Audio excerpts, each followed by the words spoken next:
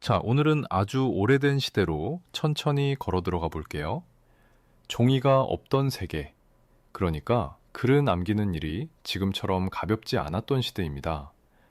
그때의 기록은 정보라기보다 물건이었어요. 손에 쥐면 무게가 느껴지고, 옮기려면 사람의 허리가 먼저 아파지고, 한 번 잃어버리면 나라가 잠깐 기억 상실에 걸리는 그런 물건 말이죠. 가장 먼저 떠오르는 건 돌입니다. 돌은 오래 가요. 정말 오래 갑니다. 그래서 어떤 시대의 사람들은 중요한 말일수록 돌에 새겼습니다. 법, 신에게 바치는 약속, 왕의 업적 같은 것들요.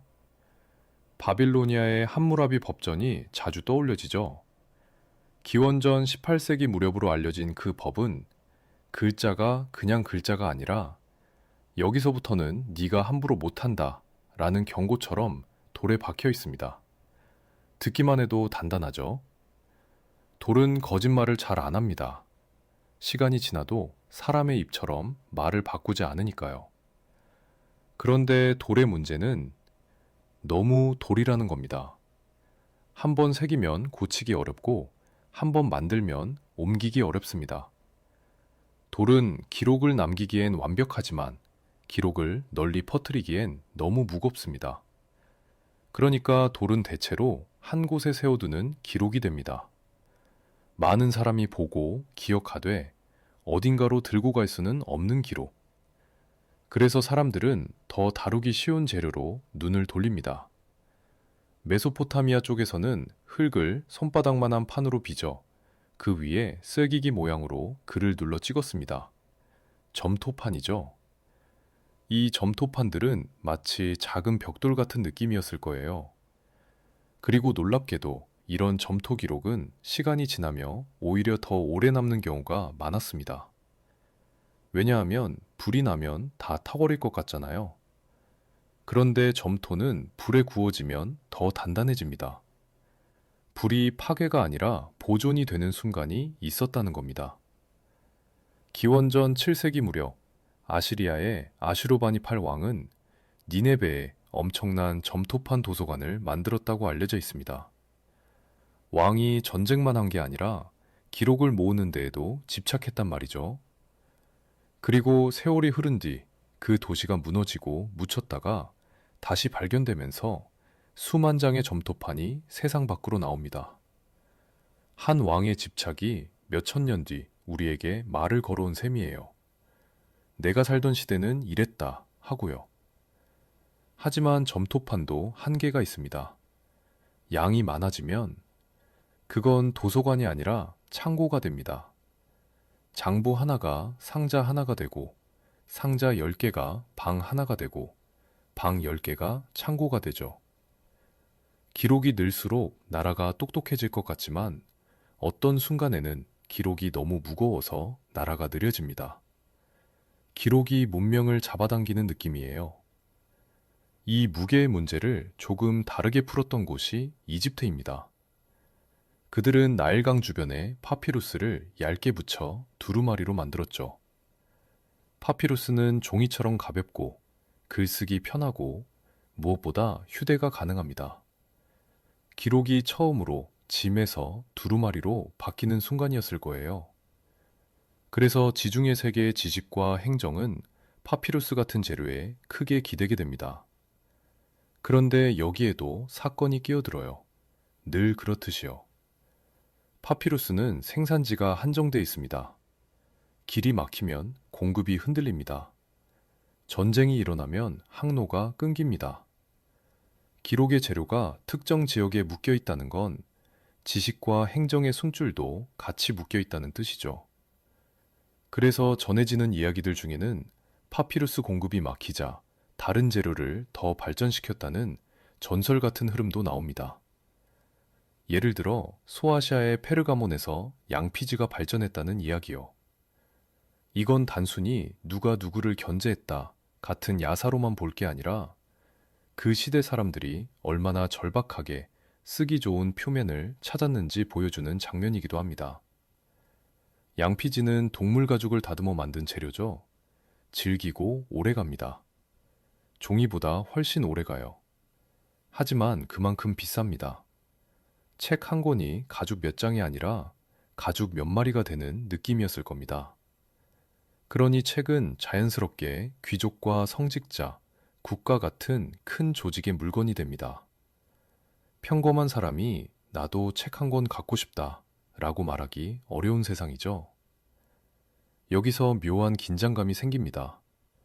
기록은 많아져야 나라가 굴러가는데 기록 재료는 비싸고 기록을 만드는 데는 시간이 오래 걸리고 기록을 보관하는 건 위험합니다. 그리고 그 위험은 실제로 여러 번 터졌습니다. 가장 유명한 이름 중 하나가 알렉산드리아 도서관일 거예요. 정확히 한 번의 사건으로 한 방에 다 불탔다 라고 단정하기는 어렵고 전쟁과 혼란 속에서 여러 차례 손상과 소실이 있었다는 식으로 전해지죠. 그런데 그게 오히려 더 무섭습니다. 한 번의 불길이 아니라 몇 번의 전쟁과 정치적 격변이 반복되며 기록이 조금씩 사라지는 장면. 어느 날 갑자기 확 꺼지는 게 아니라 촛불이 서서히 약해지다가 나중에는 왜 이렇게 어두워졌지? 하고 깨닫는 느낌이니까요. 지식이, 세상의 기억이 칼과 불 앞에서 생각보다 쉽게 흔들릴 수 있었다는 사실. 동쪽으로 시선을 돌리면 또 다른 무게의 세계가 펼쳐집니다. 중국과 한반도에서는 오랫동안 죽간과 목간이 쓰였습니다. 대나무 쪽과 나무 쪽이죠. 이 방식은 단단하고 만들기 쉬운 편이지만 딱 한 가지가 치명적입니다. 책이 되면 너무 무거워요. 상상해 보세요. 우리가 지금 책 한 권을 가방에 넣는 건 아무 일도 아니잖아요. 그런데 죽간으로 된 책은 지식이 늘어날수록 짐이 됩니다. 문장이 늘어나면 무게가 늘고 학문이 커지면 운송이 커집니다. 지식을 옮기려면 수레가 필요하다 라는 말이 과장이 아니었을지도 몰라요. 서울로 치면 책 한 권 들고 다니는 게 아니라 이삿짐 박스 몇 개를 들고 다니는 느낌이었겠죠. 그래서 글을 모으는 사람들은 늘 어딘가에서 한숨을 쉬었을 겁니다. 기록은 남겨야 하는데 이건 너무 무겁다. 베끼고 싶은데 이건 너무 오래 걸린다. 나라가 커지는데 문서가 감당이 안 된다. 게다가 국가가 커질수록 기록은 폭발합니다. 세금 장부, 인구조사, 군영 명단, 토지 대장, 재판 기록, 왕의 명령문. 이런 문서들은 귀족의 취미가 아니라 국가의 심장 박동입니다. 심장이 뛰면 피가 돌듯이 나라가 움직이면 문서가 돕니다. 그런데 기록 재료가 무겁거나 비싸면 그 심장이 숨이 차기 시작합니다. 기록 재료가 귀한 시대에는 글을 잘못 쓰는 일이 단순한 실수가 아니라 손실이었습니다. 종이가 없으니 휴지도 없고 메모지도 없습니다. 마음껏 연습할 수도 없죠. 글은 곧 비용이고 글은 곧 책임이었습니다. 그래서 글을 진 사람은 힘이 있었고 글을 못 진 사람은 늘 누군가의 말에 기대야 했습니다. 문명이 커질수록 이 격차는 더 아프게 느껴졌을 거예요. 그러니 결국 세계 곳곳의 문명은 같은 방향으로 가게 됩니다. 조금씩, 아주 조금씩, 그러나 확실하게요. 더 가볍고, 더 싸고, 더 많이 만들 수 있고, 더 멀리 보낼 수 있는 기록의 표면. 돌과 점토와 가죽과 대나무가 버티기엔 문명의 속도가 너무 빨라지기 시작한 겁니다. 그리고 바로 그 지점에서 아주 조용한 발명이 모습을 드러냅니다. 불꽃처럼 눈부신 발명이 아니라 물 위에 떠오르는 얇은 섬유층 같은 것. 낡은 천조각, 나무 껍질, 섬유를 풀어 물에 띄우고 조심스럽게 건져 올려 말리는 방법. 처음엔 허술했을지도 모릅니다. 번지고 찢어지고 울퉁불퉁했을지도 몰라요. 하지만 한 번만 성공하면 사람들은 단번에 알아차렸을 겁니다. 아, 이거라면 기록이 날아다니겠는데? 그러고 보면 새로운 재료의 탄생은 늘 조용합니다. 칼이나 화약처럼 폭발하지 않아요. 대신 물 위에서 아주 얇은 막이 생겼다가 사라지는 걸 몇 번이고 반복하는 그런 조용한 실패들의 끝에서 태어납니다. 서기 2세기 초 후한의 궁정 어딘가를 상상해 보세요. 대나무 쪽이 잔뜩 쌓여 있고 비단 두루마리는 값이 너무 비싸서 아무나 쓸 수 없고 나무 쪽은 무겁고 문서는 늘어나고 나라가 커지면 커질수록 기록은 늘어나는데 기록 재료가 발목을 잡는 상황이었죠. 그 시기 역사책에는 한 이름이 또렷하게 등장합니다. 체륜이라는 사람입니다. 전해지는 이야기로는 체륜이 서기 105년쯤 황제에게 새로운 방식의 종이를 올렸다고 하죠. 여기서 중요한 건 세상에 없던 걸 갑자기 뚝딱 만들었다라기보다 이미 여기저기서 해보던 시도를 한 단계 끌어올려서 이건 이제 쓸 수 있다 라는 수준으로 만든 사람이라는 점이에요. 궁정의 한 사람이 문명의 속도를 바꿀 재료를 물과 섬유로 만들었다고? 생각해보면 가능했을 것 같지 않나요? 궁정은 가장 많은 문서를 쓰는 곳이고 가장 많은 서기관과 장인이 모이는 곳입니다. 불편함을 가장 크게 느끼는 곳에서 혁신이 나오기 쉽죠. 특히 관청이라는 곳은 기록이 부족하면 나라가 멈추고 기록이 무거우면 사람 손이 멈춥니다. 그러니 가볍고 많이 만들 수 있는 기록의 바닥은 그 시대의 절박한 꿈이었을 겁니다.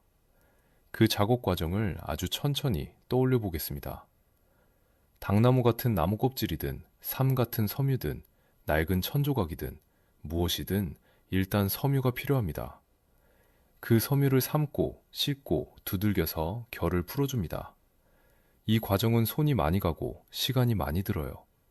하지만 딱 그만큼 섬유는 서로 엉킬 준비를 합니다. 그 다음 섬유를 물에 풀어띄우고 틀로 떠올립니다. 물은 빠져나가고 섬유만 얇게 남죠. 그 얇은 막을 눌러 물기를 빼고 말리면 한 장이 됩니다. 이때 처음 만든 종이는 아마 지금 우리가 아는 매끈한 종이가 아니었을 겁니다.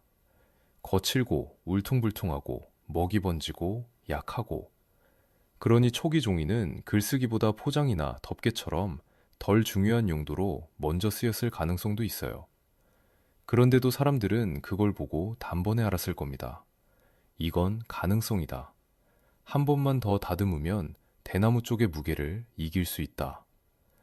그리고 여기서부터 진짜 흥미로운 일이 벌어집니다. 종이가 등장하면 사회는 곧바로 종이를 길들이기 시작해요. 먹이 번지지 않게 표면을 처리하고 더 질기게 만들기 위해 섬유를 더 잘 풀고 건조 방식도 바꾸고 뜨는 기술도 다듬습니다. 종이는 재료이면서 동시에 기술입니다. 종이 한 장은 결국 물 위에서 섬유를 통제하는 기술의 결정체거든요. 이제 사건이 끼어들 차례죠. 후한말로 가면 나라가 크게 흔들립니다. 서기 184년 황건적의 난이 일어나고 중앙의 통제는 무너지고 지방은 들끓고 전쟁과 혼란이 길어집니다. 이런 시대에는 무엇이 늘어날까요? 칼과 창만 늘어나는 게 아닙니다. 명령서가 늘어나고 징발 문서가 늘어나고 군량장부가 늘어나고 통인증 같은 것도 늘어나요. 혼란이 커질수록 기록은 더 필요해집니다. 왜냐하면 사람이 믿을 수 없을수록 사람들은 종이에 적힌 것을 붙잡으려 하니까요. 전쟁터에서 병사들이 줄을 서 있는데 누군가 손에 쥔 종이 한 장이 그 사람의 생사를 가르는 순간 너는 어느 부대 소속이다 라는 문서가 없으면 그저 떠돌이로 취급될 수도 있는 시대. 이건 아주 잔인한 이야기 같지만 기록이 기준이 되는 사회로 가는 과정에서는 충분히 벌어질 법한 장면입니다. 그리고 혼란은 늘 또 다른 문제를 낳죠. 문서가 늘어나면 위조도 늘어납니다. 문서 한 장이 권한이 되고 문서 한 장이 토지가 되고 문서 한 장이 면죄부가 될 수 있다면 누군가는 그 문서를 만들고 싶어 합니다. 그래서 종이가 널리 퍼질수록 도장과 인장과 관인의 힘이 같이 커집니다. 종이가 문명을 가볍게 만들지만 그 가벼움이 위험해지는 순간이 생기거든요. 가벼운 건 옮기기 쉽고 숨기기도 쉽고 속이기도 쉽습니다. 그럼에도 불구하고 종이는 멈추지 않습니다. 왜냐하면 종이의 편리함은 한 번 맛보면 돌아갈 수 없는 종류의 편리함이기 때문이에요. 대나무 쪽으로 책을 만들던 사람을 생각해 보세요. 이제 종이로 몇 장만 묶으면 같은 분량이 됩니다. 서랍 하나에 넣을 수 있고, 품에 안고 갈 수 있고, 멀리 보낼 수 있어요. 지식이 처음으로 가벼운 짐이 되는 순간이죠. 여기서 또 하나 조용하지만 크게 바뀌는 장면이 있습니다. 편지입니다. 사람이 말을 전하러 가는 시대에서 종이가 말을 대신 들고 가는 시대로요. 명령도, 안부도, 계약도, 약속도 종이가 길 위를 떠돌기 시작합니다. 종이가 길을 걷기 시작하면 문명은 더 이상 한 도시의 기억이 아닙니다. 기억이 다오에 이동합니다. 기억이 이동하면 어떤 곳은 지혜를 얻고, 어떤 곳은 새로운 질서를 얻고, 어떤 곳은 또 다른 갈등을 얻습니다. 그러다가 어느 날, 사람들은 또 다른 벽을 느끼기 시작합니다. 종이가 좋아진 건 알겠는데, 책이 여전히 비쌉니다. 왜냐하면 종이는 늘어났지만, 책은 여전히 손으로 베끼고 있기 때문이죠. 어떤 서기관이 밤새 한 권을 베껴도 다음 날은 또 다른 한 권이 필요합니다. 수요가 늘어날수록 손은 모자라고, 손이 모자랄수록 사회는 더 빠른 방법을 찾게 됩니다. 그때 사람들이 떠올리는 가장 자연스러운 발상은 이런 겁니다. 한 번 만들어두면 똑같은 글을 계속 찍어낼 수는 없을까? 도장을 찍듯이 말이죠. 그리고 그 질문이 떠오르는 순간 이미 답은 절반쯤 나와 있었을 겁니다. 종이라는 바닥이 생겼으니까요. 이제 남은 건 그 바닥 위에 글을 복제하는 방법뿐입니다. 도장을 찍듯이 말이죠. 사실 사람들은 오래전부터 찍는 방식을 알고 있었습니다. 왕의 명령이든, 창고의 출고 증명이든, 누군가의 신분을 확인하는 표시든, 손으로 쓴 글보다 더 믿을 만한 건 규격화된 흔적이었거든요. 인장 하나가 이건 진짜다 하고 말해주는 시대였죠. 그러니 자연스럽게 이런 상상을 하게 됩니다.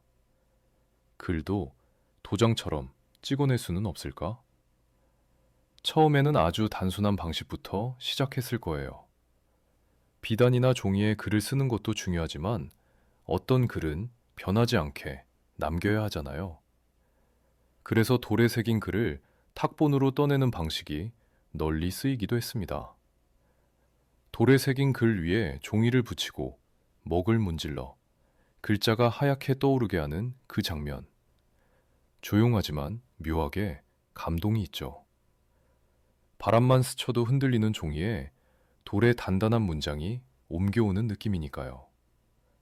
그런데 탁보는 돌이 필요합니다. 돌에 새기는 일은 여전히 느리고 비싸죠. 그래서 사람들은 돌이 아니라 나무로 눈을 돌립니다. 나무는 돌보다 부드럽고 더 빨리 새길 수 있고 무엇보다 판이 될 수 있거든요. 한 번 글자를 거꾸로 새겨두면 그 다음부터는 먹을 바르고 종이를 얹어 문질러 찍어낼 수 있습니다. 말 그대로 글이 복제됩니다. 여기서부터가 진짜로 사람들 눈이 반짝였을 순간이에요. 왜냐하면 이제 책은 한 번 쓰고 끝이 아니라 한 번 만들고 많이 찍는 물건이 되니까요. 우리가 지금 프린터를 당연하게 생각하듯 그때 누군가는 모판을 바라보며 비슷한 감정을 느꼈을 겁니다. 아, 이제 손이 아니라 틀이 일하겠구나. 그리고 이 기술이 크게 힘을 얻는 곳은 늘 그렇듯 종교와 국가입니다. 같은 문장을 정확히 반복해야 하는 곳, 많은 사람에게 같은 내용을 퍼뜨려야 하는 곳, 불교의 주문, 경전, 설법의 핵심 문장들은 특히 그러했겠죠. 한 글자만 달라도 뜻이 달라질 수 있으니까요. 8세기 일본에서는 한 왕실의 발언으로 100만 개에 가까운 작은 탑을 만들고 그 안에 짧은 인쇄 경문을 넣어 퍼뜨렸다는 이야기가 전해집니다. 100만이라니요. 숫자만 들어도 어지럽죠. 하지만 그 시대 사람들에게는 그만큼 문장을 퍼뜨리는 것이 곧 나라를 지키는 기도이자 정치였던 겁니다. 종이에 찍힌 글이 눈에 보이지 않는 불안을 달래는 부적처럼 쓰였다는 뜻이기도 하고요. 그리고 이 흐름은 한반도에서도 아주 이른 시기에 모습을 드러냅니다. 경주 불국사의 석가탑에서 발견된 무구정 광대 다란이경 이야기를 들어본 적 있나요? 20세기 중반 탑을 보수하는 과정에서 종이로 찍어낸 불경 조각이 발견됩니다. 그 연대는 8세기 무렵으로 추정되곤 하죠. 탑이 1000년 넘게 서 있는 동안 그 속에 종이와 글이 함께 잠들어 있었다니요. 바람도, 비도, 전쟁도 겪었을 탑 안에서 얇은 종이가 조용히 살아남아 있었다는 사실이 이상하게 마음을 차분하게 만들지 않나요?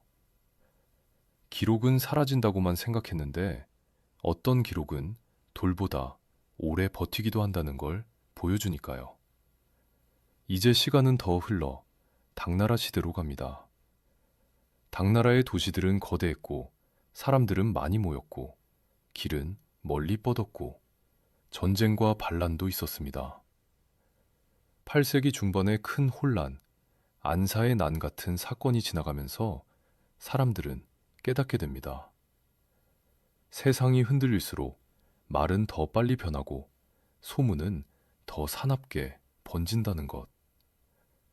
그럴 때 붙잡을 수 있는 건 결국 문장입니다. 누가 무엇을 말했다는 전언이 아니라 실제로 적혀 있는 문장. 그리고 서기 868년, 지금까지 남아있는 모판 인쇄본 가운데 연대가 또렷하게 찍혀 있는 것으로 자주 언급되는 금강경이 등장합니다. 그 시대에 이미 한 장 한 장을 정교하게 찍어 책처럼 엮었다는 뜻이죠. 868년에 이미 인쇄된 책이 그것도 꽤 완성도 있게 존재했다니. 그런데 여기서 끝이 아닙니다. 이 금강경이 세상 밖으로 나오게 되는 과정이 더 영화 같아요. 20세기 초 중국 서쪽 변방의 둔왕이라는 곳에 막고굴이 있습니다. 절벽을 파만든 석굴들인데 그중 한 공간이 오랫동안 벽으로 막혀 있다가 1900년 무렵 우연히 열립니다. 그 안에는 수만 점의 문서와 그림들이 쌓여 있었고 인쇄본과 필사본이 뒤섞여 잠들어 있었죠. 이 발견을 계기로 몇 년 뒤 탐험가들이 그 자료들을 세상으로 옮겨가게 됩니다. 사막 가까운 동굴 속에 한 문명의 종이 기억이 통째로 숨겨져 있었다니요. 마치 누군가가 미래의 우리를 위해 타임캡슐을 묻어둔 것 같지 않나요? 이런 이야기들을 따라가다 보면 인쇄가 단지 기술이 아니라는 게 느껴집니다. 인쇄는 문명의 습관을 바꿉니다. 사람의 손이 만들던 문장이 이제는 판이 만듭니다. 판이 만든 문장은 조금 덜 흔들립니다. 흔들리지 않는 문장이 많아지면 사회는 기준을 만들고, 기준이 생기면 교육이 생기고, 교육이 생기면 시험이 생기고, 시험이 생기면 사람들이 같은 책을 읽게 됩니다. 같은 책을 읽는 사회는 생각의 출발선이 비슷해지죠. 그것이 좋은지 나쁜지는 단정하기 어렵지만 분명한 건 있습니다. 사회가 더 빠르고 더 넓게 움직일 수 있게 된다는 것. 하지만 모판 인쇄에도 한계는 있었습니다. 책을 찍어내는 건 빠르지만 내용을 바꾸는 건 느립니다. 글자 하나가 틀리면 나무판을 다시 파야 하니까요. 그러니 어느 순간 누군가는 또 이렇게 생각했을 겁니다. 나무판에 문장 전체를 새기지 말고 글자 하나하나를 따로 만들면 어떨까? 레고 블록처럼 필요한 글자를 꺼내서 줄을 맞추고 다시 분해해 보관하는 방식으로요. 이 발상을 떠올린 순간 사람들은 아마 잠깐 멈춰 섰을 겁니다. 정말 그렇게까지 할 수 있을까? 그런데 신기하게도 문명은 그런 무모해 보이는 상상을 가끔 현실로 만들곤 하죠. 종이는 처음 태어난 곳에서만 머물지 않았습니다. 종이가 가진 가장 무서운 능력은 가볍다는 게 아니에요. 싸다는 것도 아니고요. 종이는 사람의 욕망을 따라 움직인다는 겁니다. 더 멀리 소식을 보내고 싶다. 더 많이 기록하고 싶다. 더 빨리 배우고 싶다. 더 크게 장사하고 싶다. 그 욕망이 길을 만들고 길이 종이를 데려갑니다. 자, 상상해 보세요. 실크로드의 길 위를요. 낮에는 모래바람이 얼굴을 때리고 밤에는 기온이 뚝 떨어져 뼛속이 시릴 정도로 차가운 곳. 낙타 등에 실린 짐꾸러미가 천천히 움직입니다. 그 짐 속에는 비단도 있고 향신료도 있고 금속도 있고 무엇보다 지식도 있었습니다. 그 지식이 처음에는 사람의 머릿속과 입속에 있었는데 종이가 등장한 뒤로는 얇은 한 장에 눌러로 담기기 시작한 거죠. 751년 무렵 중앙아시아에서 당나라와 아바스 왕조 세력이 맞붙었다고 전해지는 탈라스 전투 이야기입니다. 이 전투가 종이 기술의 서쪽 확산과 연결되어 언급되는 경우가 많죠. 물론 한 번의 전투로 세상이 갑자기 뒤집혔다고 단정할 수는 없지만 이 이야기의 핵심은 분명합니다. 전쟁은 사람을 옮기고 사람은 기술을 옮깁니다. 누군가 포로가 되고 누군가 도시를 떠나고 누군가는 새 땅에서 먹고 살기 위해 손에 익은 기술을 꺼내 보입니다. 그렇게 기술이 경계를 넘어갑니다. 그리고 종이가 뿌리를 내리기 좋은 곳은 늘 같아요. 사람이 많이 모인 도시, 돈이 도는 시장, 문서가 쏟아지는 관청, 그리고 책이 필요한 학문과 종교의 중심지. 그 조건이 딱 맞아떨어진 곳이 8세기 후반부터의 바그다드 같은 도시였죠. 바그다드는 아바스 왕조가 세운 거대한 수도로 762년 칼리프 알만수르가 도시를 세웠다고 알려져 있습니다. 도시가 커지면 제일 먼저 늘어나는 게 뭔지 아세요? 사람도 늘지만 종이도 늘어요. 세금 장부, 군대 명부, 시장 거래 문서, 법률 문서, 편지, 보고서. 나라가 커지면 기록이 폭발합니다. 기록이 폭발하면 기록 재료가 부족해집니다. 그때 비단이나 양피지는 너무 비싸죠. 그러니 종이는 그 틈을 파고들 수밖에 없습니다. 그리고 여기서 한 장면을 떠올려 봅시다. 9세기 초 칼리프 알마문이 학문을 장려하며 번역과 연구가 활발했다고 전해지는 시대요. 흔히 지혜의 집 같은 번역과 학문의 분위기가 언급되곤 하는데 그곳에서 벌어진 일은 단순히 책을 읽는 게 아니었을 겁니다. 그들은 책을 만들어야 했어요. 그리스어, 페르시아어, 산스크리트어로 된 지식을 아랍어로 옮기려면 수많은 필사와 교정이 필요하니까요. 그 작업은 종이를 미친 듯이 먹어치웁니다. 종이가 널리 쓰이기 시작하면 도시는 지식의 공장이 됩니다. 번역가가 문장을 옮기고 필사자가 베끼고 학자가 주석을 달고 다시 누군가가 또 베끼는 과정이 반복되죠. 종이는 단지 글 쓰는 바닥이 아니라 문명이 학습하는 속도를 올려주는 엔진이 됩니다. 그런데 이슬람 세계에서 종이가 커진 이유는 학문만이 아닙니다. 상업도 아주 큽니다.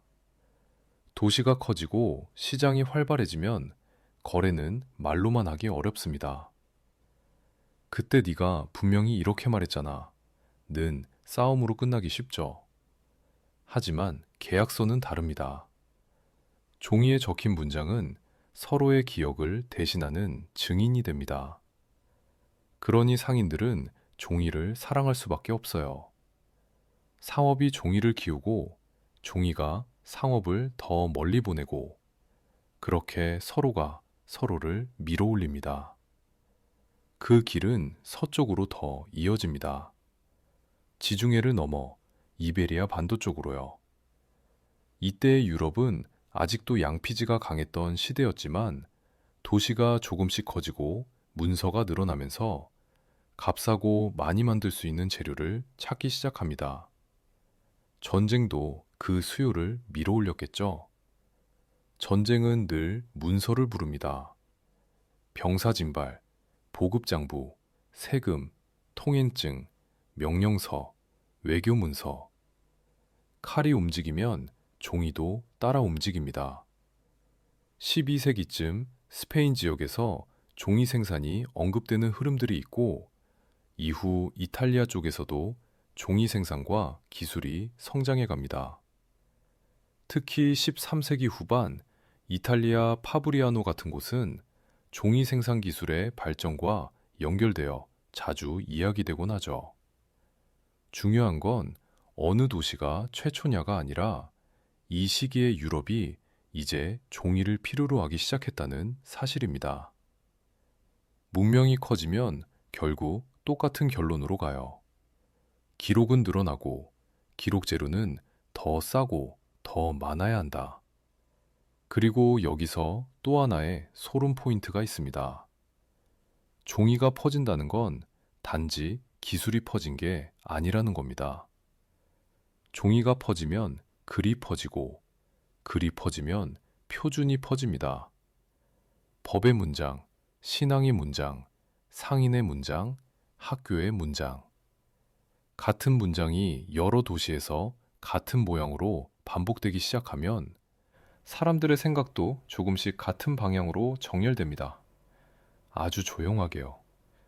눈에 띄는 혁명이 아니라 문장이 사람을 바꾸는 혁명입니다. 하지만 기류의 문명은 늘 안전하지 않습니다.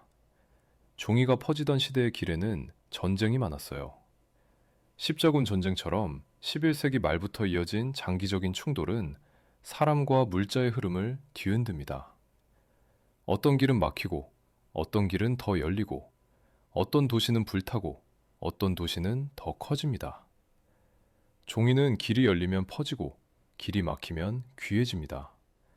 그래서 같은 종이라도 어느 도시에선 흔하고, 어느 도시에선 금처럼 귀한 순간이 생깁니다.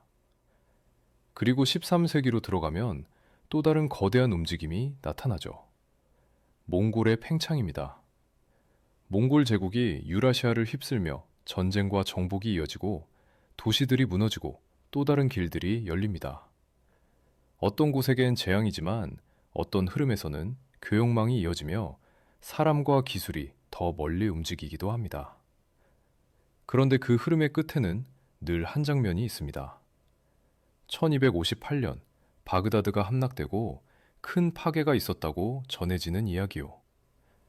한 도시가 무너질 때 사라지는 건 사람만이 아닙니다. 책과 문서, 도시의 기억도 함께 무너집니다. 기록이 쌓인 도시일수록 무너질 때 잃는 것도 큽니다. 그럼에도 종이는 멈추지 않습니다. 왜냐하면 종이는 하나의 도시가 아니라 여러 도시를 연결하는 습관이 되었기 때문입니다. 한번 기록의 맛을 본 사회는 쉽게 돌아가지 못해요. 종이 위에 남긴 약속, 종이 위에 남긴 법, 종이 위에 남긴 신앙과 학문. 이 모든 게 사람들의 생활 속으로 들어가 버리면 종이는 이제 단순한 재료가 아니라 삶의 방식이 됩니다. 그리고 이제 이 긴 길을 따라 움직인 종이가 어느 순간 한반도에서 국가의 집착으로 폭발하는 장면이 기다리고 있습니다. 전쟁 속에서 무너지는 것들을 붙잡기 위해 사람들은 믿기 어려운 선택을 하게 되거든요. 종이가 길을 따라 퍼지고 도시가 커지고 문서가 늘어나는 흐름은 결국 한반도에도 같은 질문을 남깁니다. 기록을 어떻게 지킬 것인가? 그리고 더 무서운 질문 하나. 기록이 불타 사라지면 우리는 무엇으로 다시 일어설 것인가?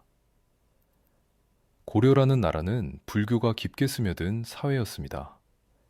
불교는 말로만 전해지는 게 아니라 문장으로 전해져야 한다고 믿는 전통이 강하죠. 경전은 한 글자라도 어긋나면 뜻이 달라질 수 있으니까요. 그러니 종이와 인쇄는 단지 편리한 기술이 아니라 마음을 붙잡는 방식이었을 겁니다. 그런데 이 믿음이 전쟁 앞에서 더 뜨겁게 타오르는 순간이 옵니다. 13세기 몽골의 침입입니다. 1231년 무렵부터 고려는 몽골군의 거센 침공을 겪기 시작합니다. 성이 무너지고 마을이 불타고 사람들은 피난길에 오르고 나라의 숨이 짧아지는 시간. 이런 시대에는 모두가 살아남는 법만 찾을 것 같죠. 밥과 무기, 피난처. 딱 거기까지만 생각할 것 같잖아요. 그런데 고려는 여기서 믿기 어려운 선택을 합니다. 전쟁 중에 책을 다시 만들기 시작합니다. 원래 고려에는 대장경이 있었습니다. 그 방대한 경전 모판을 흔히 초조대장경이라고 부르죠. 그런데 몽골 침입의 혼란 속에서 그 모판이 불타 없어졌다는 이야기가 전해집니다.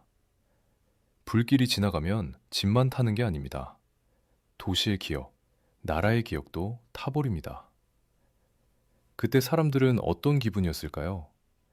칼에 베인 상처도 아프지만 수백 년의 문장이 한순간에 사라지는 공포는 또 다른 종류의 아픔이었을 겁니다. 그 공포 앞에서 고려는 다시 새기기로 합니다. 새로 만든 대장경, 제조 대장경. 우리가 흔히 팔만 대장경이라고 부르는 그 어마어마한 목판입니다. 대략 1230년대 중반, 1236년 무렵부터 새기기 시작해 1251년 무렵 완성되었다고 알려져 있죠. 이 시기는 고려 고종 때이고 나라 안에서는 무신 정권의 힘이 강하게 작동하던 때입니다. 최씨 무신 정권이 정치의 중심을 쥐고 있었고 몽골의 압박은 계속되고 있었어요. 왕과 관료만의 선택이라기보다 나라 전체가 무너지지 않겠다는 집착으로 버티던 시기였던 겁니다. 자, 여기서 잠깐 상상해 보세요. 나무를 고르고 판을 만들고 글자를 새기고 교정하고 다시 새기고 다시 맞추는 과정. 전쟁 중이면 나무를 구하는 것도 어렵고 장인들을 모으는 것도 어렵고 먹과 도구와 작업 공간을 유지하는 것도 어렵습니다. 그런데도 그걸 해냅니다. 왜요? 왜 하필 그때요? 나라가 불타는 와중에 사람들은 왜 검보다 문장을 먼저 붙잡았을까요? 그 답은 아마 아주 인간적일 겁니다. 전쟁이 길어질수록 사람들은 불안해집니다. 불안해질수록 마음은 흔들리고 흔들릴수록 더 단단한 기준을 찾습니다. 누군가에게는 그 기준이 신앙이었고 누군가에게는 법이었고 누군가에게는 우리가 누구인가 라는 정체성이었겠죠. 대장경은 그 모든 것을 한꺼번에 품고 있는 상징이었습니다. 나라가 흔들릴 때 나라의 중심을 붙잡는 방법으로 기록을 다시 세우는 일을 택한 겁니다. 그리고 팔만 대장경이 특별한 이유는 규모만이 아닙니다. 정교함과 집요함이 있어요. 글자를 새기고 나서 교정하는 과정이 엄격했고 오타자를 줄이기 위한 체계가 있었다고 전해지죠. 목판은 한 번 새기면 바꾸기 어렵기 때문에 처음부터 정확해야 합니다. 그러니까 이 작업은 단순 노동이 아니라 나라가 가진 집중력의 총합이었을 겁니다. 어쩌면 그 집중력 자체가 전쟁을 버티는 정신력이었는지도 몰라요. 그런데 고려의 집착은 목판에서 끝나지 않습니다. 같은 시대에 또 하나의 이야기가 겹칩니다. 금속 활자입니다. 활자라는 생각은 이미 앞선 시대에 여러 시도로 존재했지만 고려에서 우리가 자주 듣게 되는 대목은 금속 활자의 기록입니다. 1234년 무렵 금속 활자로 책을 찍었다는 언급이 전해지곤 하죠. 상정 고급 예문 같은 책이 거론되기도 합니다. 전쟁의 압박 속에서 사람들이 나무가 아니라 금속으로 글자를 만들었다고? 금속 활자는 모판과 다른 종류의 가능성을 엽니다. 모판은 한 페이지가 한 몸이라서 내용을 조금만 바꿔도 다시 새겨야 하죠. 하지만 활자는 다릅니다. 글자 하나하나가 부품이니까요. 조합을 바꾸면 다른 문장을 만들 수 있습니다. 전쟁 시기에는 문서가 자주 바뀌고 공문이 자주 생기고 급한 소식이 오갑니다. 그럴 때 모판으로 대응하기엔 너무 느려요. 활자는 시대의 숨가쁨에 맞는 도구였을 겁니다. 물론 활자를 실제로 굴리는 일은 상상보다 훨씬 어렵습니다. 글자를 주조하고 같은 높이로 맞추고 잉크가 균일하게 묻도록 하고 눌렀을 때 번지지 않게 하고 찍은 뒤 다시 분해해 보관하는 일. 활자는 발명품이라기보다 운영체계입니다. 작은 글자들이 흩어지지 않게 관리하는 건 작은 군대를 관리하는 것과 비슷했을지도 몰라요. 그래서 활자는 늘 큰 조직의 손에 쥐어졌습니다. 국가, 관청, 큰 사찰 같은 곳. 개인 이야기엔 너무 큰 일이니까요. 그리고 시간이 조금 더 흘러 14세기 후반으로 가면 고려는 또 하나의 깊은 흔적을 남깁니다. 1377년 지금의 청주 흥덕사에서 금속 활자로 인쇄되었다고 알려진 책이 있죠. 직지입니다. 정식 이름은 길지만 사람들은 보통 짧게 직지라고 부릅니다. 이 책은 승려 백운경환이 엮었다고 전해지며 인쇄 과정에는 묘덕이라는 비구니가 후원자로 언급되기도 합니다. 한 권의 책 뒤에 스님과 비구니의 이름이 남아있고 그 이름이 수백 년 뒤에도 우리에게 들린다고? 그게 기록의 묘한 힘입니다. 칼을 쥔 사람의 이름은 전쟁이 끝나면 흐려지기도 하지만 문장을 만든 사람의 이름은 종이에 붙어 오래갑니다. 그리고 더 신기한 건 그 책이 먼 훗날 바다를 건너 다른 나라에 남아 있었다는 사실이죠. 기록은 제자리를 지키는 듯 하지만 어떤 기록은 세월을 따라 이곳저곳 떠돌기도 합니다. 마치 종이 자체가 여행을 하는 것처럼요. 고려의 종이와 인쇄 이야기를 따라가다 보면 한 가지 감각이 남습니다. 이 나라는 전쟁 속에서도 기억을 버리지 않으려 했다는 것. 섬은 무너질 수 있고 왕궁은 옮길 수 있고 사람들은 떠날 수 있지만 문장이 무너지면 다시 세우기 어렵다는 걸 너무 잘 알고 있었던 겁니다. 그리고 그 집착은 시간이 더 흘러 새로운 왕조가 들어서는 순간에도 사라지지 않습니다. 오히려 더 생활 속으로 내려갑니다.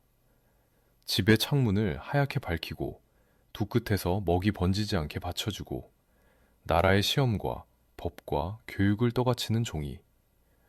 종이가 이제 전쟁의 상징이 아니라 삶의 바탕이 되는 시간으로 조용히 흘러갑니다. 고려가 전쟁 한복판에서 모판에 문장을 새기며 기억을 잃지 않겠다라고 버틴 나라였다면 조선은 그 기억을 아예 일상 속으로 내려앉힌 나라였습니다.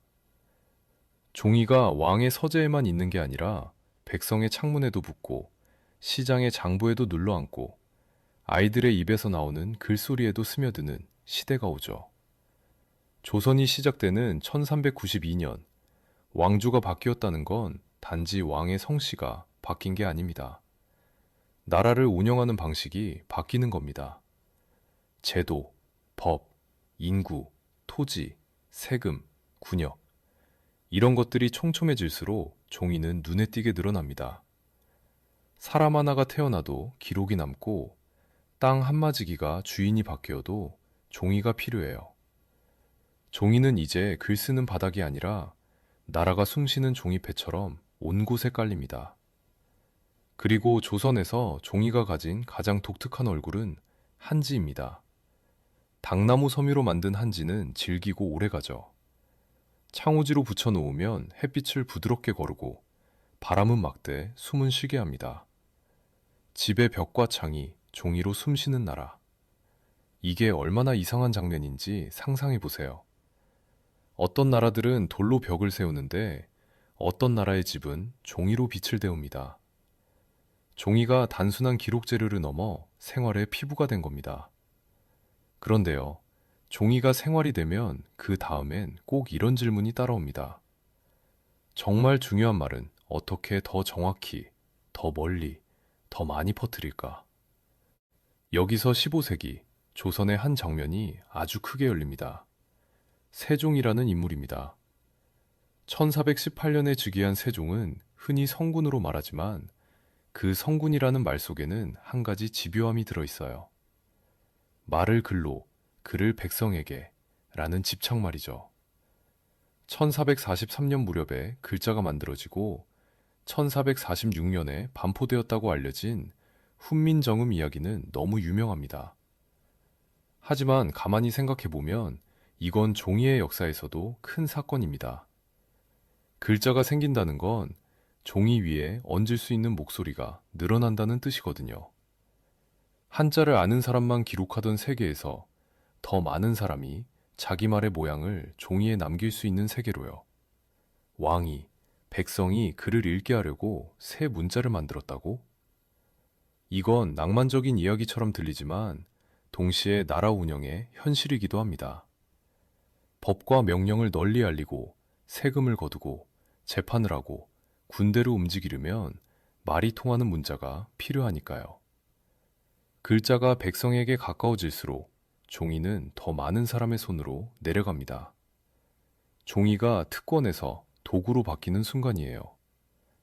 그러다 시간이 흘러 16세기 말 종이가 또 다른 얼굴을 드러내는 사건이 터집니다.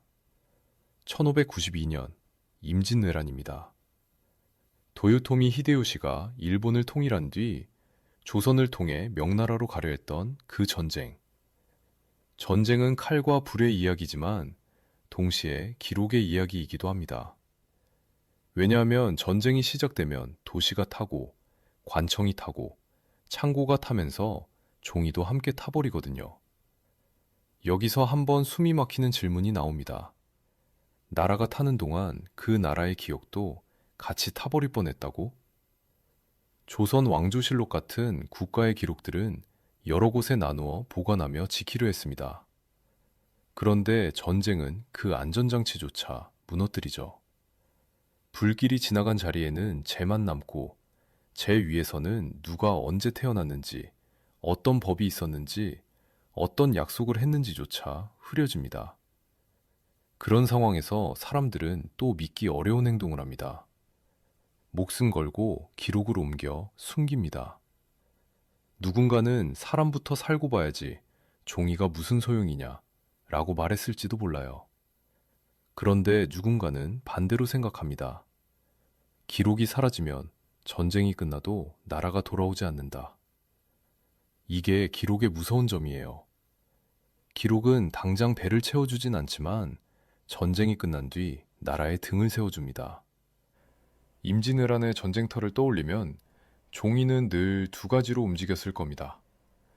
하나는 군사 문서입니다. 어디로 이동하라, 어디에 진을 치라, 군량을 어디서 조달하라. 그리고 또 하나는 소문과 통문입니다. 어디가 뚫렸다, 누가 죽었다, 어디로 피하라. 전쟁에서 종이는 사람을 살리기도 하고 사람을 죽이기도 합니다. 잘못된 한 줄의 글이 피난 행렬을 엉뚱한 길로 몰아넣을 수도 있으니까요. 그리고 그 전쟁의 끝에서 등장하는 인물이 있습니다. 이순신. 그가 남긴 난중일기 같은 기록은 전쟁의 현장이 종이 위에 어떻게 남는지를 보여주죠. 칼날이 아니라 문장으로 남은 전쟁. 누군가의 숨소리와 두려움, 결심이 종이에 달라붙어 후대까지 옵니다. 정말 이상하지 않나요? 바다의 포성이 사라진 지 수백 년이 지났는데 그날의 마음이 글자로는 아직도 살아있다는 게. 그런데 전쟁은 한 번으로 끝나지 않습니다. 17세기 또 다른 큰 파도가 조선을 때리죠. 1636년 병자호란입니다. 청이 강해지고 조선이 그 사이에서 흔들리던 시기. 인조가 남한산성으로 들어가 버티는 장면은 많은 사람이 기억합니다. 눈보라치는 성 안에서 굶주림과 불안이 쌓이고 밖에서는 포위가 조여오는 시간. 그런 순간에도 종이는 움직였을 겁니다. 항복의 조건을 적고 사신이 오가고 명령이 내려가고 누군가는 가족에게 마지막 편지를 썼겠죠. 한 나라의 선택이 한 장의 문서로 결정되는 순간이 전쟁의 마지막은 늘 굴욕이나 승리로만 남는 게 아닙니다. 전쟁은 문서의 질서를 바꿉니다. 나라가 흔들리면 호적이 흔들리고 토지 문서가 흔들리고 세금 기준이 흔들립니다. 그러면 사람들은 전쟁이 끝나도 계속 싸웁니다. 이번엔 칼이 아니라 종이로요. 이 땅은 내 거다. 이 집은 내 조상 때부터다. 군역은 왜 나만 지느냐? 종이는 전쟁 이후의 사회를 다시 고정시키는 못이 되기도 하고 반대로 분쟁을 더 날카롭게 만드는 칼이 되기도 합니다. 시간이 더 흐르면 조선은 종이를 통해 나라의 뼈대를 더 단단히 만들려 합니다. 법전과 규범, 교육과 시험, 관료의 평가와 보고 체계가 정교해질수록 종이는 더 많이 필요해요. 과거 시험이 있다는 건 종이에 찍힌 글이 사람의 신분을 바꿀 수 있다는 뜻입니다. 종이 위에서 한 문장을 잘 쓰면 벼슬길이 열리고 한 문장을 틀리면 인생이 꺾일 수도 있죠. 종이 한 장이 사람의 운명을 바꿨다고? 조선에서는 그게 꽤 현실이었을 겁니다. 18세기 후반으로 가면 정조라는 인물이 또 한 번 등장합니다. 1776년에 즉위한 정조는 학문과 책을 통해 나라를 다잡으려 했고 규장각 같은 기관을 통해 지식과 정책을 묶으려 했죠. 이런 시대에는 책이 단순한 취미가 아니라 정치입니다. 책을 모으고 찍어내고 읽히는 과정 자체가 나라를 움직이는 손잡이가 되거든요. 종이는 이제 개인의 일기도 되고 국가의 설계도도 됩니다. 그리고 그 모든 시대를 조용히 받쳐준 게 한 장의 한지였습니다. 비가 오면 젖고 불이 나면 타지만 잘 만들면 수백 년을 버티는 그 얇은 장. 그 장 위에 나라의 법이 올라가고 전쟁의 기록이 올라가고 왕의 명령이 올라가고 백성의 사연이 올라갔습니다. 이쯤 되면 이런 감각이 남습니다. 종이는 조선에서 단지 기록 재료가 아니라 삶을 통과하는 빛 같은 것이었다는 것. 창호를 통해 들어오는 부드러운 빛처럼 기록도 사람들의 삶 속으로 은근히 들어와 자리를 잡았다는 것 말이죠. 조선의 한지가 창호에 붙어 방 안의 빛을 부드럽게 걸러주던 그 무렵, 지구 반대편에서는 종이가 전혀 다른 얼굴로 변하기 시작합니다. 종이가 더 이상 장인의 손끝에서만 태어나지 않고 공장의 숨소리 속에서 끝없이 뽑혀 나오는 시대요. 한 장 한 장이 아니라 강물처럼 흐르는 종이. 상상만 해도 이상하죠. 처음엔 아주 단순한 불편함에서 시작됩니다. 도시가 커지면 기록이 폭발합니다. 장부, 계약서, 영수증, 세금 문서, 군대 명부, 신문. 종이가 없으면 도시의 하루가 멈춰요. 그런데 그때까지의 종이는 대체로 헝겊에서 나왔습니다. 낡은 천, 면포 조각, 린넨 같은 것들을 모아 섬유를 풀고 펄프를 만들어 뜨느는 방식이죠. 문제는 딱 하나입니다. 도시가 커지는 속도가 헝겊이 낡아 나오는 속도를 이겨버립니다. 종이가 부족해지는 이유가 나무가 없어서가 아니라 낡은 옷이 부족해서였다는 거예요. 사람들이 더 많이 읽고 더 많이 쓰기 시작하자 세상은 갑자기 낡은 천을 탐내는 괴상한 시대가 됩니다. 헝겊이 종이의 씨앗이니까요. 그러니 누군가는 물어야 했겠죠. 한 장씩 뜨는 방식으로는 감당이 안 되는 거 아닌가? 이걸 도장 찍듯이 계속 만들 수는 없나? 그 질문이 너무 커지면 결국 손이 아니라 기계를 부릅니다. 1798년 프랑스에서 루이 니콜라 로베르라는 이름이 등장합니다. 그가 고안한 장치는 종이를 연속으로 만들어내는 방식의 시작으로 자주 이야기되죠. 물에 풀어놓은 펄프를 끊기지 않게 얇은 층으로 떠올리고 그걸 계속 이동시키며 물기를 빼고 말리는 아이디어입니다.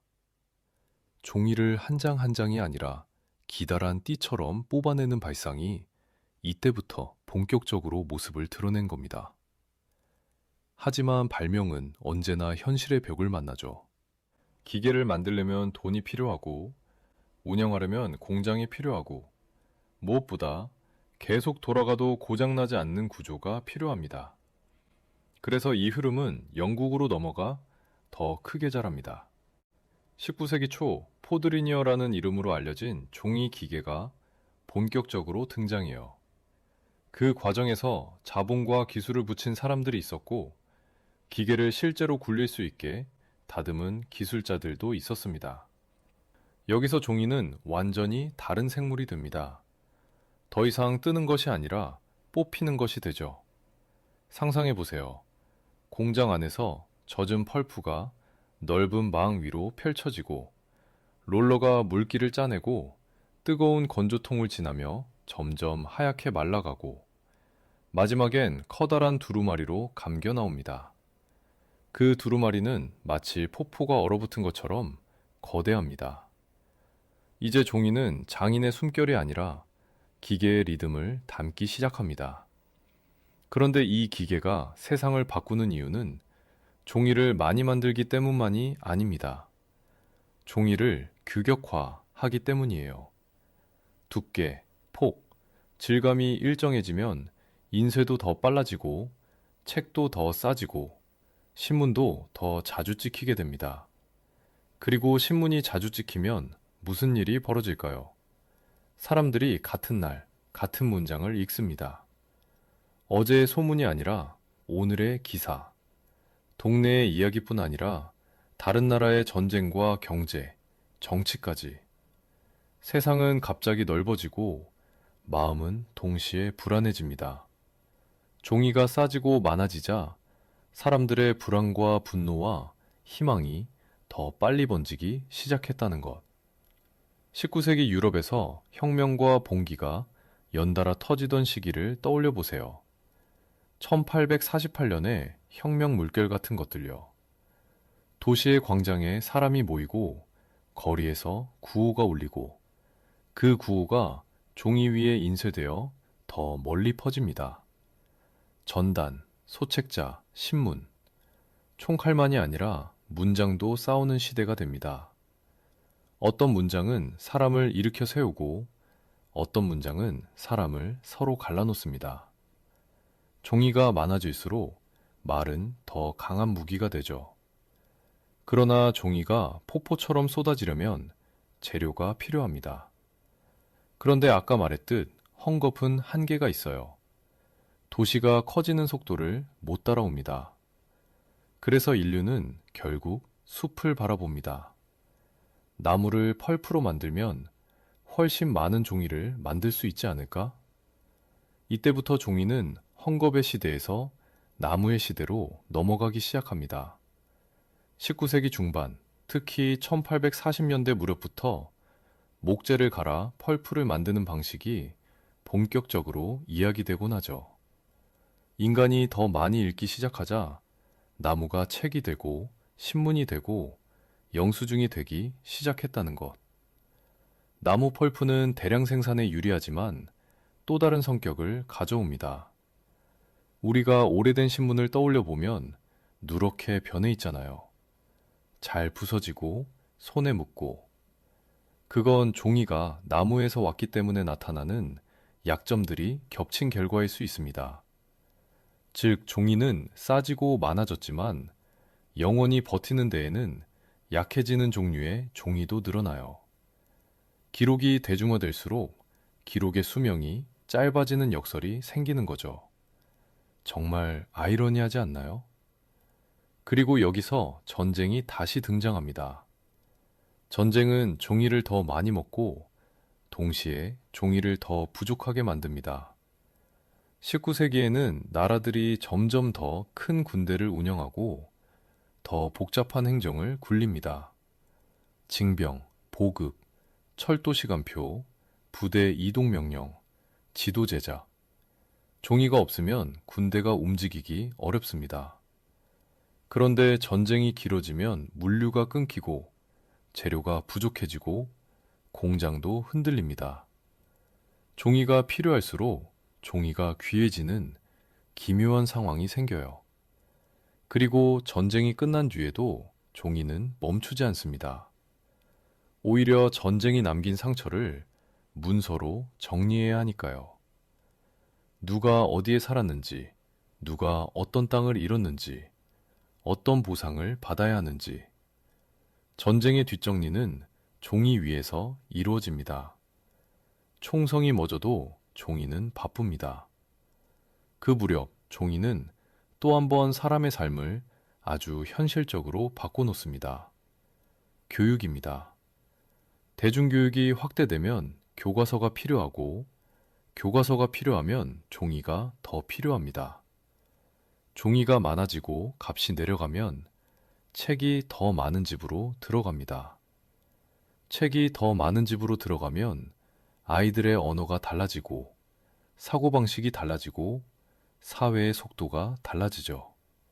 종이의 가격이 내려가자 글을 아는 사람의 수가 늘고 그게 결국 나라의 모습까지 바꿨다는 것. 하지만 종이가 너무 많아지면 또 다른 문제가 생깁니다. 종이가 흔해지면 종이의 말도 너무 흔해질 수 있어요. 거짓말도 인쇄가 되거든요. 과장된 소문, 선동, 가짜 문서. 종이가 많아질수록 사회는 무엇이 진짜인지를 더 자주 확인해야 합니다. 그래서 이때부터 인장, 서명, 공문체계, 보안 인쇄 같은 믿음을 지키는 기술도 같이 자라납니다. 종이가 사회를 빠르게 만들수록 사회는 종이를 믿게 만들 장치를 더 촘촘히 깔아야 했던 겁니다. 결국 19세기의 산업재지는 이렇게 말할 수 있습니다. 종이가 더 싸지고 더 많아지면서 인간의 하루는 더 많이 기록으로 움직이게 되었고 그 기록은 지식과 교육을 넓혔지만 동시에 선정과 위조 같은 어두운 그림자도 함께 키웠다는 것.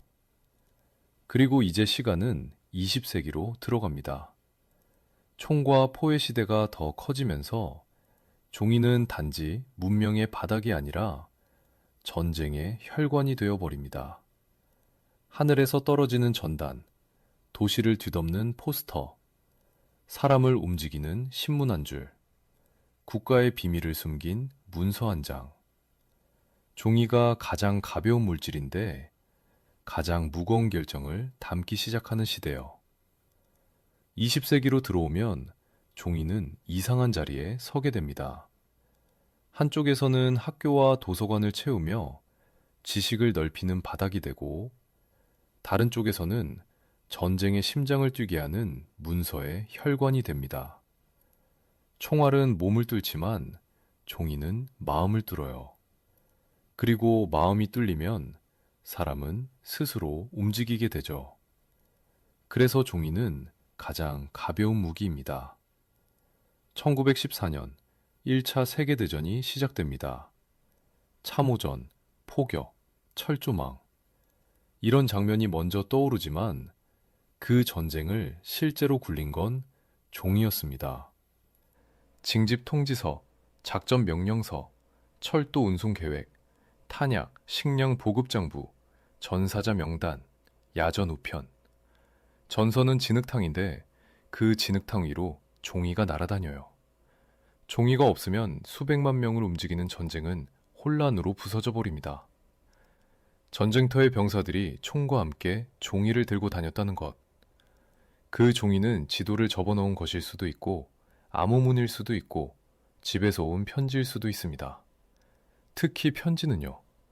어떤 병사는 총보다 편지를 더 조심스럽게 가슴에 넣었을지도 몰라요. 편지는 살아있다는 증거이자 돌아갈 이유였으니까요. 전쟁이 커지면 종이는 또 다른 모습으로 사람 앞에 나타납니다. 포스터와 선전물입니다. 거리의 벽에 붙는 종이 한 장이 사람의 분노를 키우고 공포를 조절하고 희망을 팔기도 합니다. 참전하라, 국채를 사라, 적을 증오하라, 우리의 승리를 믿어라. 이 문장들이 인쇄되어 도시를 덮습니다. 총과 포의 전쟁인데 벽에 붙은 종이가 사람의 심장을 더 빨리 뛰게 만들었다는 것. 그리고 그 선전은 전쟁이 끝나도 사라지지 않습니다. 왜냐하면 20세기는 전쟁이 끝나도 마음속 전쟁이 이어지는 세계였거든요.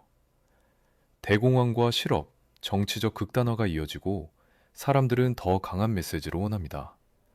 그 메시지는 신문과 전단, 책으로 퍼집니다. 종이의 대량 생산이 가능해진 시대이니 메시지도 대량으로 퍼지죠. 1939년 2차 세계대전이 터집니다. 이때는 종이가 조직의 무기가 되는 수준을 넘어 심리의 무기가 됩니다. 하늘에서 뿌려지는 전단이 대표적이죠. 폭탄처럼 떨어지지만 폭발하지 않습니다. 대신 머릿속에서 폭발합니다. 항복하면 안전하다. 너희 지휘관은 너희를 버렸다. 이 길로 오면 산다. 비행기가 폭탄이 아니라 종이를 뿌리며 사람을 움직이려 했다는 것. 그리고 전쟁은 늘 물자를 부족하게 만듭니다. 종이도 예외가 아닙니다. 전쟁 중에는 종이를 절약해야 하고 신문 지면이 줄어들고 포장재가 바뀌고 재활용이 강조됩니다. 종이를 모으는 운동이 생기고 폐지를 수거해 전쟁 물자처럼 다루기도 하죠. 전쟁이 나면 나라가 철만 모으는 게 아니라 종이도 모은다고? 그럴 수밖에 없습니다. 종이는 지도의 재료이고 문서의 재료이고 선전물의 재료이고 군수행정의 재료니까요. 종이는 정보의 탄약입니다. 그런데 20세기의 종이 이야기를 더 무섭게 만드는 건 종이가 단지 널리 쓰인 게 아니라 사람을 분류하는 도구가 됐다는 겁니다. 신분증, 통행증, 배급표, 수용소의 명단, 심사문서.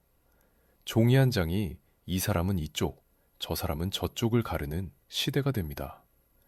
종이에 찍힌 도장 하나 때문에 누군가는 살고 누군가는 죽는 시대가 있었다는 것. 그래서 사람들은 종이를 더 믿게 만들기 위한 장치를 더 촘촘히 깔기 시작합니다. 지폐가 대표적이에요. 20세기는 전쟁 비용과 국가 재정, 경제 시스템이 복잡해지면서 지폐와 채권이 거대한 비중을 차지합니다. 그리고 지폐가 커질수록 위조도 같이 커지죠.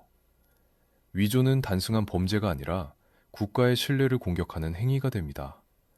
그래서 보안 인쇄 기술이 발전합니다. 특수 잉크, 숨은 무늬, 정교한 판화, 홀로그램 같은 요소들이 점점 더해집니다. 종이가 신뢰를 담는 물질이 되어버린 겁니다. 시간이 더 흘러 냉전 시대로 들어가면 종이는 또 다른 의미를 갖습니다. 비밀 문서, 기밀, 첩보, 암호. 종이는 단순한 기록이 아니라 숨겨야 하는 기록이 됩니다. 누군가의 서랍 속 종이가 전쟁을 막기도 하고 전쟁을 부르기도 합니다. 아주 얇은 종이가 세계의 긴장을 지탱하는 버팀목이 되죠. 그리고 21세기, 우리는 종이의 시대가 끝났다라는 말을 종종 듣습니다. 스마트폰과 컴퓨터가 모든 걸 대신하는 것처럼 보이니까요. 실제로 많은 기록이 디지털로 이동했습니다.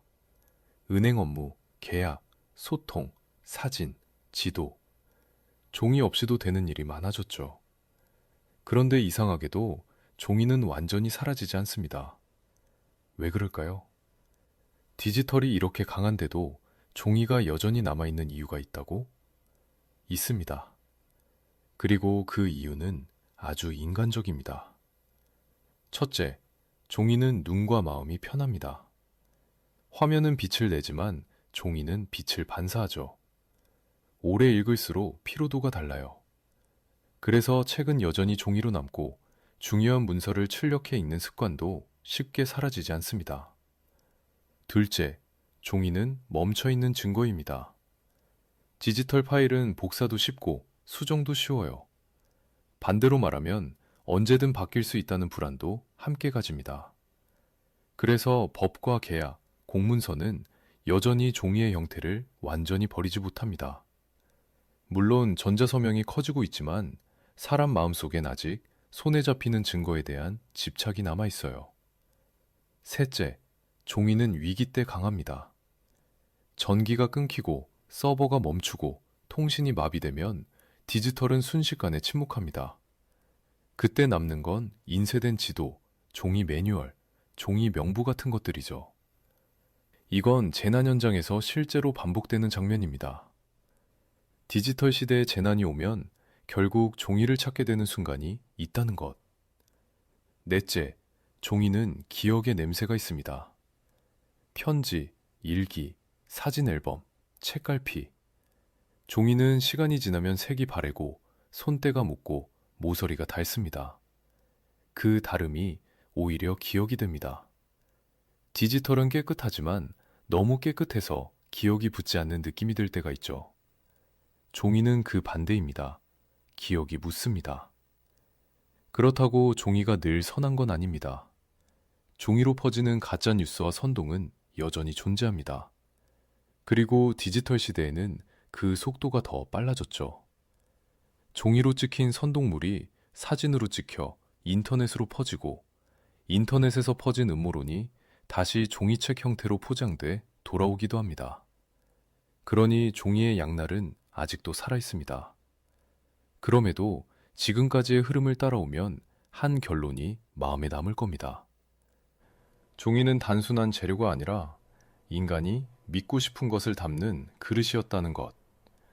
법을 믿고, 약속을 믿고, 신을 믿고, 지식을 믿고, 사랑을 믿고. 그 믿음은 늘 어딘가에 적히길 원했고, 종이는 그 역할을 아주 오랫동안 해왔습니다.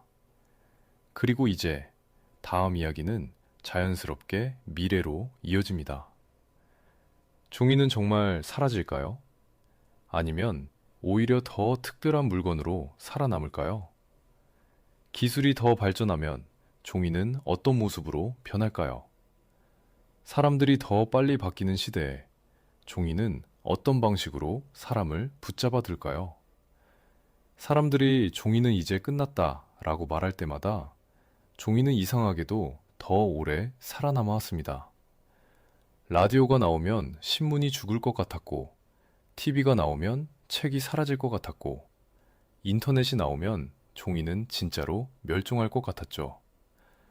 그런데 아직도 우리는 택배 상자를 뜯고, 영수증을 받고, 책장을 넘기고, 아이의 공책을 들여다봅니다.